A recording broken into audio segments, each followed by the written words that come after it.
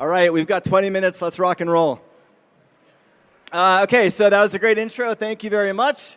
This is really me. I'm a horrible surfer. I'm a dad. I hang out with people much cooler than I am every now and then. I once did a trapeze show at the Santa Monica Pier dressed up like a pirate. So, we ready to have some fun? So, really getting into the framework, here are my data inputs, okay? This is where I've come to this perspective on where the field of HR is heading. I've been a practitioner for 20 years. I host a podcast called 21st Century HR where I get to interview industry-leading chief HR officers and chief people officers who are really redefining the field. I write for Fast Company and Forbes, and through those stories, I'm always interviewing CEOs and executives and companies that are kind of on the leading edge of the field of HR. And I'm basically a big geek about modern HR and where things are going. So all of those things helped inform this framework that I'm about to walk you through, which is what I see as really being a roadmap to 21st century HR. And just to kind of level set with all of you, when I think about 21st century HR, I think the field of HR itself is going through a pretty seismic shift in what the function is capable of doing. So when I compare and contrast in the slides I'm going to walk you through, the shift is from legacy HR, right? Personnel-oriented HR, transactional HR, reactive HR, many times punchline HR, right? The kind of field that wasn't necessarily valued and respected by the business, to 21st century HR, which is transformative. It's business-driven. It's data-driven. And the capabilities of 21st century HR are substantially elevated from the legacy predecessors. So, with that, has anybody heard the word future of work, the term future of work today? Anybody? Show of heads. I should see every hand. I should see both hands on every person because we've been beating this to death. We've been beating this to death for more than 10 years, right? And so I'm curious, like, when the hell is the future of work? I think it's now. Can we just stop talking about it as if it's this far-off thing that's going to impact our worlds 5 years from now? Because it's not. It's impacting our worlds now. And the framework I'm going to walk you through is how I think as HR practitioners, you should be thinking about your role and your capabilities. So, yes, the future is now. The future is here. Let's dig into it right now. So what I'm going to walk you through is basically a brief compare and contrast framework of legacy HR to modern HR. We don't have a lot of time. I'm not going to be able to go deep. I'm only going to be able to give you an appetizer view of the framework. But if you're interested in what you hear, I'll also at the end of the presentation give you an idea of where to find more of this content. So let's start with command and control. Command and control is the foundation of HR in the past, right? And we viewed command and control as a pathway to power, right? We've been bitching about the seat at the table forever, and HR functions were engineered to be the choke point through which many things happen in an organization. And so it's all about command and control. We were desperate for a seat at the table. We wanted power. The more things we could own, the more things we could control, the quicker we could get that path to power. Bullshit. That's over. Now it's all about decentralize and empower. Great HR leaders aren't insecure. They're not desperate for a seat at the table. They're there. They don't have to continue fighting those fights. So for them, it's about creating a framework for employees to do their best work and getting the hell out of their way, okay? The next slide is, policy against the few. HR comes from a place of compliance. It comes from a place of risk aversion, right? What's the worst possible thing that worst employee that we have could do? Great, let's assume everyone's going to do that. And let's build all of our policies that allow nobody to do that. Let's call bullshit on that. It's not about that anymore. It's about creating policies for the many, right? Let's assume best intent. Let's assume we're hiring adults, capable humans who don't need to be restricted in how they operate. Diversity. We've been talking about diversity for a long time. And many organizations still treat diversity as if it's this additional bolt-on thing to their talent efforts, to their organization efforts. It's not about diversity anymore. It's about belonging. It's about creating an environment where everybody feels welcome. There was an amazing quote from Spotify CHRO Katarina Berg in a panel yesterday. She said, diversity is being invited to the party, Inclusion is being invited to dance. Belonging is when they're playing your music, right? We should be talking about belonging and inclusion and move away from diversity. Annual reviews. How many of you are still doing annual reviews in your companies? And willing to admit it. That's the caveat. So employees don't want annual reviews. It's based on this outdated construct that your employees are going to be with you for 5 or more years. Guess what? They're not. And the idea that they have to wait a year to get feedback and get oftentimes coached and corrected on something that happened 11 months ago, we're failing our employees if we think annual is the way to go. It's all about agile. We need ongoing feedback for our employees so that they know in real time or near real time how they're doing, how they're achieving their goals, where they're struggling, where they need coaching, right? Agile feedback is the future. Annual reviews are the past. Gender-based policy. You know, here's another thing that I think, in particular, we see a lot of in the States, but many organizations still operate this way. We operate on this dated notion that if you are, let's just say in the context of family leave, if you're a mother, that means that you have certain responsibilities as a mom. You should take time off for leave. If you're a dad, screw you, you get a week. You get a week to bond with your child because that's the gender role. Dads have to work, moms take care of the family. Do we really still believe that? It's not about that anymore. It's about gender-neutral policy, right? If you're a mom or a dad or an adopted parent, you're a parent. Companies should be treating you that way. It shouldn't be based solely on your sex or gender expectations about what your role is in the family. Training. Training is another piece that I think the legacy HR approach has always treated training as if it's this transactional thing, right? We're going to have our compliance training. Who's excited? None of your employees. We're going to go into a classroom now. Who's ready for classroom training? None of your employees. That's not the way learning happens these days. And we need to adapt our organizations away from a training mindset to a mindset of continuous learning. And I would strongly recommend you read some of Josh Berson's materials on continuous learning because he has this concept of learning in the flow of work. And in it, he talks about the average employee has 24 minutes per week for learning. Think about that. How is a traditional model of training ever going to meet that kind of requirement? It's not. So you've got to move away from that. Metrics and reporting. KPIs. Who has KPIs they love in their company? Yes. Metrics and reporting aren't new. We've had HR systems. Hell, we had Excel. We could capture metrics and reporting using Excel for years. And we had numbers. We had data. Hopefully they informed our approach a little bit. But it was numbers. And if you look at the capabilities we have today, it's not about metrics and reporting. It's about analytics and insight, right? We've got so much data in our hands. I believe the average company has about 12 disparate pieces of HR technology in their HR tech stack. There's a massive amount of data that your organizations are collecting. What are you doing with it?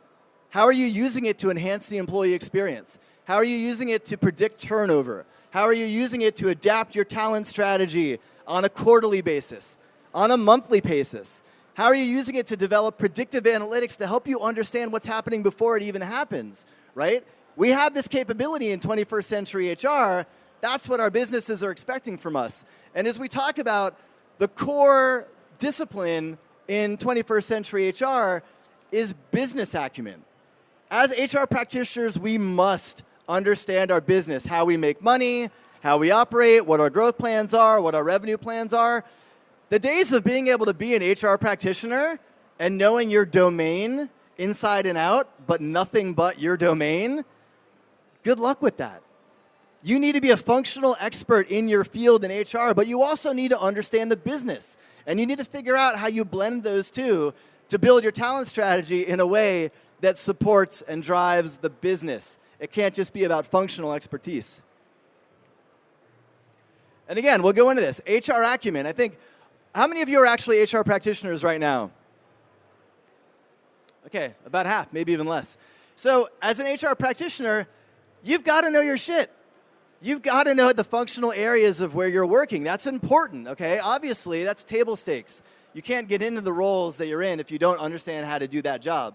But if you can't blend that with business acumen and an understanding of the organization and where things are going, your value to that business is actually diminished.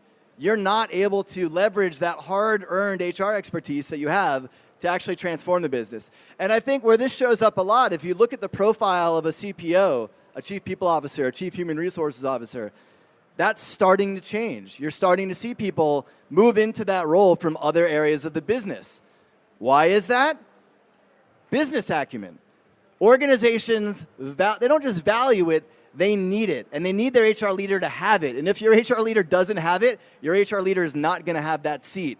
And they're going to move somebody from another area of the business or another business acumen-driven HR leader into that role because that's what the business needs.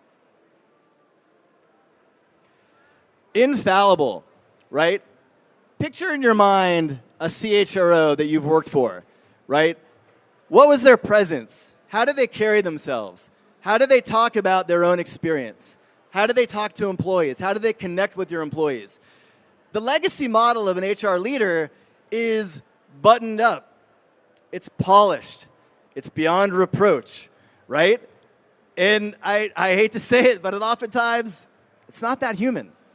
And that's changing. If you look at a modern profile of an HR leader, they're vulnerable.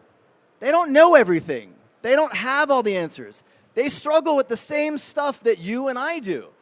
They're human. And they're not just human, but they're comfortable in their skin. They're comfortable in that humanity. They're willing to share their struggles.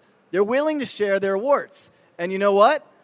By doing so, they're building much deeper connections with their employees because their employees see them as real. They see them as human. They talk about struggles from infertility to mental health to a variety of struggles that we all face. And guess what? Your HR leaders do. But now they're talking about it. They're blogging about it. They're writing about it. They're speaking up about it at town halls. And that's hugely beneficial to the field. You know, this to me is probably the single biggest transition and the biggest accelerant to the shift from legacy HR to 21st century HR. The way that we've always operated historically has been in silos. Legacy HR is a black box function, right? We can't talk about what we do. This is a trade secret. This is proprietary. We can't share our data. We can't share our practices. We don't want people to do what we do, right? Let's call BS on that. It's not about that anymore. That's one of the things that held our field back because nobody knew what the hell other people were doing. And it was really hard to actually figure out, hey, how are you solving for GDPR? How are you solving for some of these compliance shifts? How are you moving from an annual review process to an agile review process? Now, it's all about open source. It's all about sharing. It's all about collaborating. It's about working out loud. And obviously, I have a bias towards this as a co-founder of the HR Open Source Initiative, but that's one of many things. Google Rework. There's tons of platforms out there. HR leaders and HR functions are more willing to share how they do, what they learn, where they're failing, right? When companies are willing to share what they screwed up in an initiative, that's incredibly valuable learning because you don't want to step on that landmine. And so now as a practitioner, in the old days, you had to be hyper-connected to have access to this kind of information. You had to go to these events all the time. You had to know who to call. You had to have a really robust network of people in similar roles that you could say, wow, I'm struggling with X. Have you ever faced this? What do you do? And if you don't have that network, sorry. But that's not the case anymore. We are in an environment where open source is beginning to be embraced by HR. If I'm a practitioner for a small company, I'm an HR department of one at a small company in Manchester, I have no money, I have no budget, I can't come to events like this. I have Google, I have the internet, I can spend some time online and I can find a ton of resources that can help inform my strategy and allow me to make a bigger impact to the business. That's radically different than what we saw even 5 years ago, let alone 10. The very nature of work is also changing. Work is becoming work, right? We don't just have FTEs. We don't just have consultants. We don't just have contractors. All of the employees aren't just full-time labor. There was an interesting story, research published by Upwork. It was North American statistics, but they surveyed, so-called gig economy workers, freelance workers. 51% of them would never consider a full-time job no matter what the compensation was. They just wouldn't. The flexibility, the variety, whatever drivers they have, that's the work. And so as HR leaders and as people embracing 21st century HR, we need to think about that. We need to make sure that our workforce plans are nimble and agile and actually bring on talent as we need them that align to the business, and it's not just FTEs anymore. And this is probably the most important question. When you have a 21st century HR function and 21st HR capabilities, how many people have heard this in a meeting and are willing to admit it, right? Why is HR here? This is a bullshit question. This was driven by legacy personnel-oriented HR that they did not respect, right? When you have a 21st century HR function and capability and you're delivering that level of value to the business based on everything I just walked you through, why isn't HR here? Why is my business partner not here? Why is my recruiter not here? They need to help me solve this problem because I trust them. They know my team. They know my business. They know the market. They're a trusted advisor. However you want to phrase them, they're integral to my success as a business operator. Where are they? And with that, I'm German, so I try to be very punctual. If you like what you just heard, this is a sampling of a bigger deck. This is my podcast. It's 21st Century HR. You can find it on Spotify, iTunes, yada, yada, yada. But a lot of what I just walked you through actually comes from clips from leading CHROs and CPOs talking about how they're actually leading that aspect of the transformation of HR inside their own business. So thanks so much for spending time with me, and I will turn the stage back to Johnny.